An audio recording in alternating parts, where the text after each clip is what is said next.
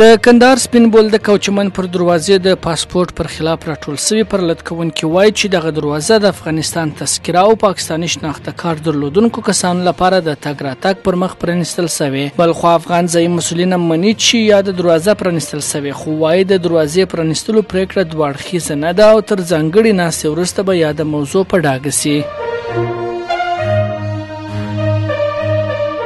د هیواد پخوانی ولسمشر حامد کرزي د افغانستان لپاره د ملګرو ملتونو د سرمنشي له ځانګړي استازي روزا اوتنبایو سره کتلي دي. د حامد کرزي له دفتره په خبرو سو خبرپاڼو کې راغلي چې په دې کتنه کې د سیمې پر روانو حالات او د دوحې د وروستۍ ناستې په اړه بحث او د نظر تبادله وسوه. پخوانی ولسمشر د یوه هوسا پرمختللي او پر ځان بسیا افغانستان لپاره د ځوانانو او انجونو زده کړې مهمې بللې.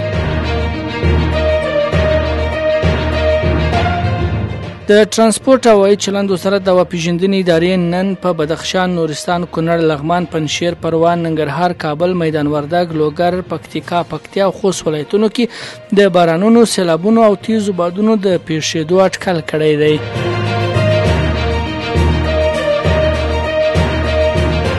د ازموینې ملي ادارې سرپرست وایي سږکال کانکور ازموینه کې 1,293 تنه لوړو زده کړو ته 2,144 تنه نیمه لوړو زده کړو ته او 1,101 تنه دیني مدرسو ته بریالي شوي دي. د نوموړي په خبره دغه ازموینه کې 10,221 تنه بې پایلې او پاتې 4,090 تنه واجد شرایط او 10,260 تنه دویم ظرفیت ته ځانګړي کړي دي.